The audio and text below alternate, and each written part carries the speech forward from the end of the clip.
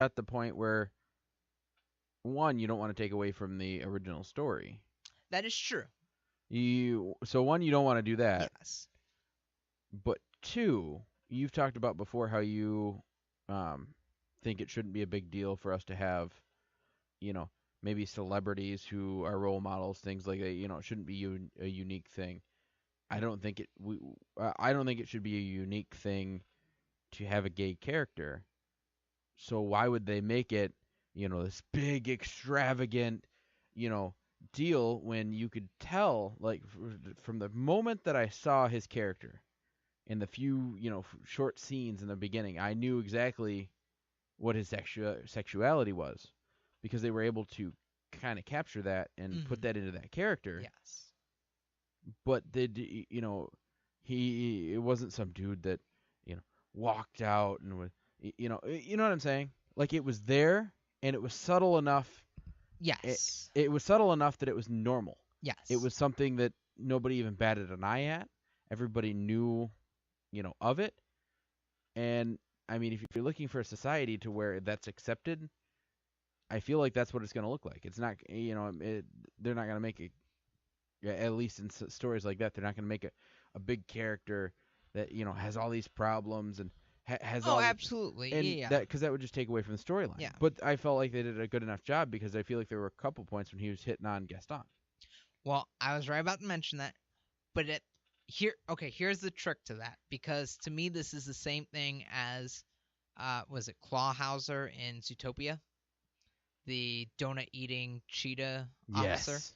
Like both him and LeFou, they are less explicitly gay and more coded as gay characters. Because even LeFou, you do have, the dancing with another man, Mm-hmm. and you do have that sort of kind of flirtiness with Gaston. Those are indications that he is gay. Now, the rest of it is more coded as gay. You don't, there, people always talk about, like, oh, I always knew he was gay, or I always knew she was lesbian, or something. It's like, you don't. Like, at the end of the day, people can present however it is they want to present. That does not inherently mean anything towards who they are or are not attracted to. They could be asexual for that matter. But you need those, but we still use, those things as code, especially in media, to say, like, all right, we're not explicitly saying, that they're gay, but, nudge, nudge, wink, wink, they are. You know? You Right. know what I mean? And to me, like, I do like that sometimes, but at the same time, I think it's important that we do have those explicit moments. We need more. Like I said, I agree. Like, okay, do I need LeFou to have a big coming out of the closet scene in Beauty and the Beast? No, but I do need some uh, big coming out of the closet character arcs in other stories. So new stories in children's media. So in granted, some of these are for a little bit older kids, but in Adventure Time, you have Marceline the Vampire and Princess Bubblegum, who I believe are both considered bisexual. You have in a number of characters in Steven Universe who are non-binary, who are lesbian or bisexual, maybe even some transgender characters in there. It's like that show in particular plays a lot with sexuality, with gender identity, uh, etc. But in those shows, it is more explicit about those relationships, and I think it's important for kids to see that because at the end of the day, we live in a world where even if you are from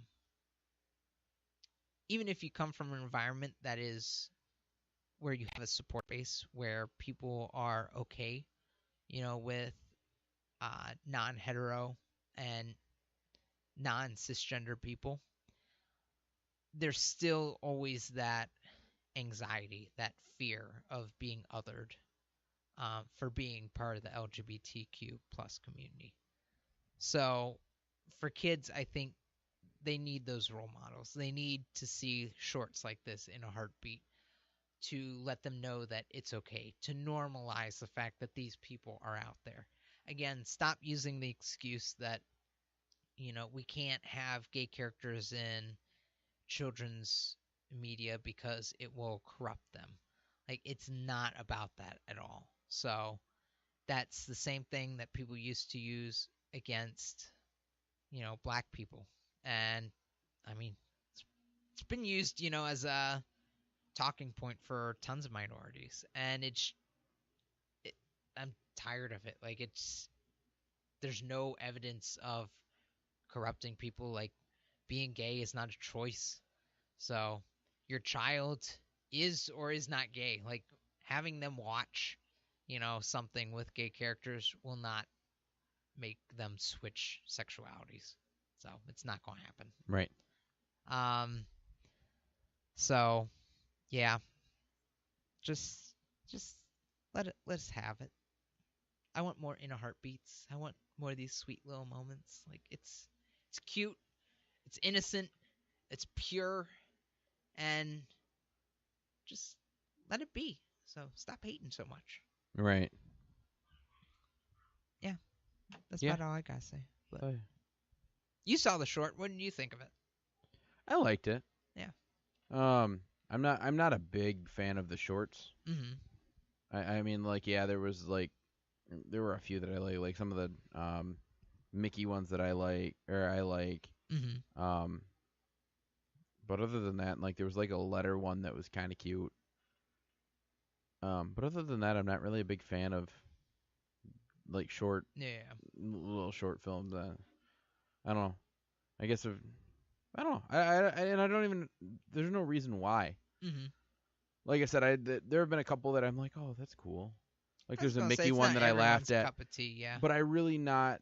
You've got to get a reaction out of me in order for me to really like something. Like I said, there was one about a letter Mm-hmm.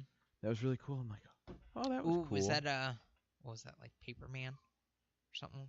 Yeah, where it was where like he had like the little paper airplanes. Yeah. That was so cute. I love that one. Well, and I thought it was just like the story of it was cute, and I mean the Yeah. story of this one's cute too. But I mean it was a short. Yeah. It was what it was. That's another one I get very tired of. What? Like, whenever something like this comes out and everyone's like, "Oh my God, you can take like a story. Like, shorts are so beautiful. You can make a story in No. like such a short period of time." I'm like, yeah, like they're one sentence stories out there. Like, and if you read some of the good ones, like, you'll be blown away. Where it's like, wow, all like. What do you think kids' books are? Well, I mean, there's that too, but I mean, you've got you could argue that. But I'm I was saying, gonna like, say you've got the Giving Tree, which is one of the most emotionally filled children's books of all time. oh, that one is rough. Mhm. It even has a song written about it. But my point being, it's like, why are people so shocked? Where it's like, oh my God, I can't believe we got a story out of something that's supposed to tell a story. Like, it's a short story. Of course, it's going to have a beginning, middle, and end, and try and evoke emotions out of you. Like, how is that shocking to you? Right. I never understood that argument. And it always happens in waves. Like, you always get that one short that's trending. Everyone starts talking about it. They're like, oh my God, like, look at the power of short stories. Like, they've been around forever, people. Like, yeah, I'm glad you appreciate them, but they're not new. I'm full of rage today, apparently. I don't know what it is. Are you? I guess. Not really. I'm happy. I'll just watch In a Heartbeat another dozen times, and I'll just calm down. I'll melt after the first one, so. It's so cute. Oh my God. Okay. I love it. All right. End of rant. All right. Are we headed to our Netflix Fresh and Retro pick of the week? I don't know. I gotta get my screen back up here. Alrighty then. Sorry, I was going back and I was looking at the stats of the show, Mm-hmm. and I'm trying to figure out why on the 13th we have 80 downloads, and on the 24th there's 38 downloads. But there's no I figure it'd be like every Tuesday after the show or something like that. No, there's like a Friday and then Monday and Wednesday. It's just sporadic. So I was listening, but I had my screen down to look at that, and I'm like, wait, where'd my show notes go? Crap. But I found them, and yes, we are going to talk about our fresh and retro Netflix pick of the week because they were two of my favorite movies. I really like these movies. I don't know what it is about modern Mhm. technology and like the past Yeah. that I love. I just love movies. Like I wish there were more movies like these. And they're so similar that I feel like they were written by the same person or directed by the same person. So our retro pick of the week was filmed in or came out in 1999, and it was Wild Wild West with Will Smith, and it was fantastic. Was it It was. fantastic? It was. Even with its 17% Rotten Tomatoes score. It was really good. I'll take your word for it. Tell us all about it. I have not seen You have not seen Wild it. Wild West. No. Well, you should. So, It's pretty much about the two best guns in the West have been hired to save President Grant. I'm trying to remember what president that was, but President Grant from the clutches of a 19th century innovator villain. So this is and it was really weird. Don't get me wrong. But it starred Will Smith. He played Captain James West, and then it had Kevin Kline who played what was his name?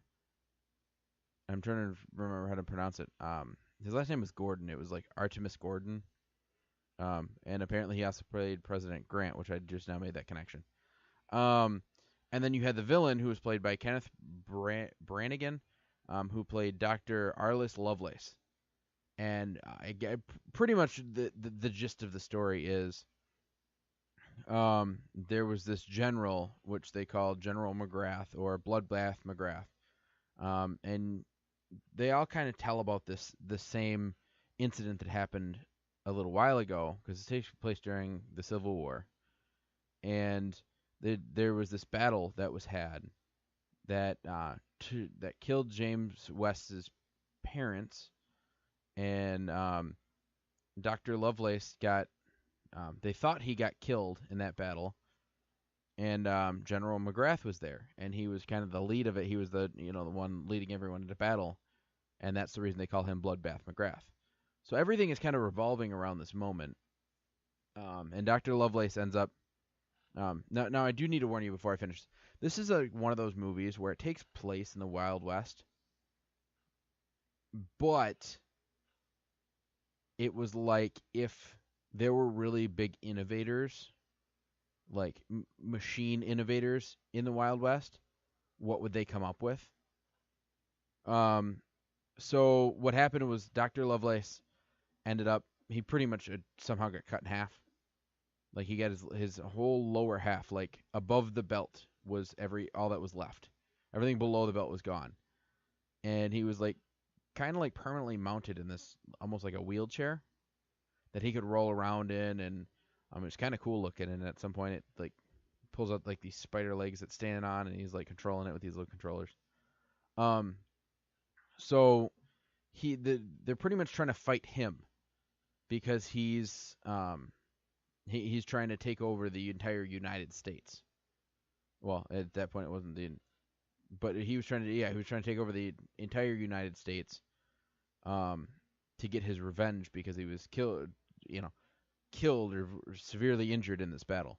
So pretty much the whole movie revolves around that villain. Um, and it was kind of like they're trying to track him down type of thing. And it was you've got Will Smith, who is kind of like he was a state agent, and he was kind of like the shoot now, ask questions later. Then you had Artemis Gordon, who also played President Grant, who was a kind of like a master of disguise, an inventor, and he he dressed up like the president, which makes sense now because he dressed up like the president as one of his disguises. But there was one point when he dressed up as what are the girls that are like a parlor girl? You know what I'm talking about? yeah, I think so. I'm blanking on the name, but yeah. Yeah. So he's dressed up like a, but he's got all these gadgets. Like at one